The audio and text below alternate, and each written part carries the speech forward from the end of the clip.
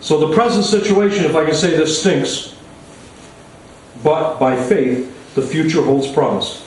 And this, folks, is where Isaac stood. Why don't you hit the next one? And this just gives us this little idea here of what we just said.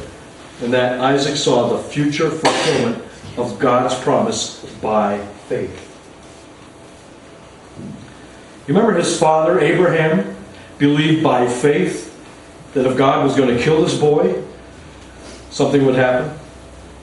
And verses 17 and following, in fact, the verses just before this, 17 and 19, talk about that. Where Abraham believed that God would provide what he needed. Instead of killing this boy that God had promised. His faith was that great. And so Isaac did the same. Now, we're going to look at two more. And these are the offspring now. And here's Jacob, the boy of deception. And God has placed him in the hall of faith. So it's in the next slide that we see our next character, and that's Jacob, our next faith friend. Verse 21, by faith, Jacob blessed each of Joseph's sons, which would be his grandchildren, and bowed in worship as he leaned on his staff. And Jacob's inclusion in the hall of faith is faith determination. Faith determination. Joseph's sons, he sees, and he bows in worship. His two boys he doesn't even know. He doesn't even know. Why? Well, you remember the story of Joesph, right? The boy with the coat of many colors, because Jacob loved this boy. You see? And remember, God is at work here. God is at work. So there was deceit that took away his brother's blessing, and it's by deceit his sons worked in getting his son out of the way. Joesph ended up in Egypt. Remember that? Now, it was very, very, very important to the Jewish people, the Israeli people, that they would stay connected with other Jews. You know, they didn't like interbreeding, if I can put it that way. And so here's Joesph, after he gets taken into Egypt, and he becomes part of Pharaoh's home, and he's in there, and he's given this big position. He takes himself a wife and bears Egyptian children. And this is who Jacob meets on the way as he meets his son. Now, as you know the story as well, you know, of course, that famine came into the land, so they went to Egypt to try to get some food and to buy some food and things like that. And the thing that happened was while they were there, the brothers met up with their brother Joesph. Unbeknownst to them, that the person that they were dealing with was their very own brother, who they thought that they left for death in this pit. So God again begins to work. And so the whole story goes that they become, in a sense, a servant to Joesph, the brother that they hated. And Jacob then gets to see his son once again. So it's faith determination. He's determined. After missing his beloved son Joesph all these years, when he meets up with him again and then meets his two little kids, he's determined to bless them, to make them part of his, even though they're of another nationality. Now we read about Jacob with Joesph in Genesis chapter 48, verses 8 through 20. Now I haven't given you all the verses here in the writing here because of space, but we took the highlights of it. Verses 8 through 11, 15 through 16. So when Israel, and that's Jacob, saw Joesph, he asked, "Who are these?" And they are the sons of God that God has given me here, Joesph said to his father. And then Israel said, "Well, bring them to me so I may bless them."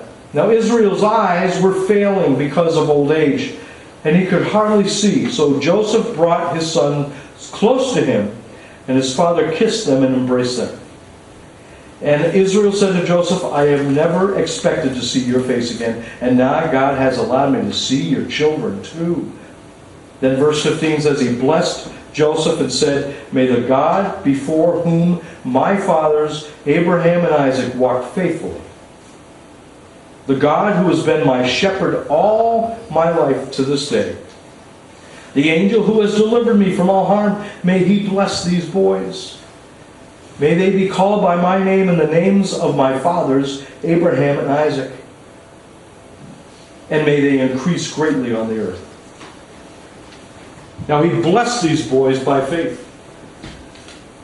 Because you see, God had promised way back to Abraham that he would be the father of many. And so it continues on. Continues on. Jacob trusted God. Jacob believed God even in the midst of the unknown. These were Joseph's sons from Egypt. So he became a faith friend, and it's based on believing God without reservation. Isn't that exciting? Don't try to figure it out. God is in control. His word says so. Believe him. So, we can hit a few of these, I think, Wayne. There we go. Bingo. That's a big flash, right? So he had faith, determination. He trusted God. He believed God without reservation. And now catch this. Jacob fully followed God even when the distresses of life would cause some to waver. Right? I mean, it was heart-sickening for him to lose Joseph. He loved that boy, and he never met these boys until this day. And verse 21 says that he blessed each of his Joseph's sons, and then he bowed in worship. And that worship indicates Jacob's heart for seeking God fully, trusting in him. Jacob trusted God. Now the final faith friend we want to look at today is in verse 22. And that is Joseph. It says, by faith Joseph, verse 22, when he died, made mention of the departing or the exodus of the children of Israel from Egypt, and he gave command concerning his bones.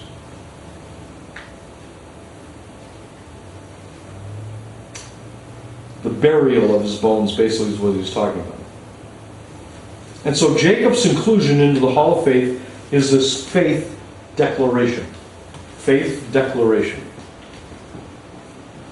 He believed God would bring Israel into the promised land.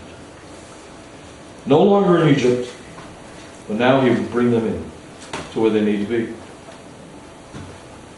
And he says, when you get there, bring my bones along, because that's where I want to be buried. So he makes this declaration. Bury me there. He believed God would fulfill his promise. Right? So that's the faith declaration. We read about Joseph discussing the Exodus and the inhabiting of the promised land in chapter 50 of Genesis, verses 24 and 25. Joseph said to his brother Israelites, I'm about to die, but God will surely come to your aid and take you up out of this land to the land he promised an oath to Abraham, Isaac, and Jacob. And Joseph made the Israelites swear an oath and say, God will surely come to your aid, and then you must carry my bones from this place. The faith declaration. Why? Because Joseph, and here it comes, believed God. Joseph believed God.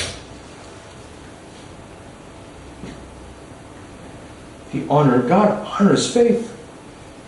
He believed that God's promise would be fulfilled with God's people, and they would inhabit this land that he promised. So he's a faith friend, because even in the unknown, he has this unwavering belief that God will do what he says he will do. God will fulfill His promise. Now, Joseph believed God so much that he gave instruction that his burial was not to be in Egypt, but in the land of promise. So, you hear it one more time, Wayne, and then we're going to look at the very next slide. He believed God would keep His promise. Yeah, and one more. Okay. Now, the faith friends that we looked at today, they're very brief mentioned here. You know, God didn't want to focus on all the drama. You notice that? He didn't want to focus. Genesis does enough of that. That's why Genesis has so many chapters. You know, God's people sometimes are so filled with drama. But then we get into the Hall of Faith, and what do? We're cramped down to the things that are important. Faith and how we respond to God. And so they're brief. Simple, basic, and appropriate for you and me, right? And so, as we've always said before, we'll flash it again, that you, as a faith friend, you have this faith friend of here, an effect on you. And it's pretty basic because, you know, these three men, Abraham's offspring, fulfill the promise of God. You believe God, you act in faith, you trust God, He does what He says. He keeps His promise. So 6, 7, 8 faith friends are appropriate for you. God boasts of their faith. And even though their life was a life of struggle, God still worked by faith. God intervened. He reworked the struggles to become a blessing. Isn't that amazing? Isn't that amazing to you? That God reworks life struggles to become blessing? Pretty awesome.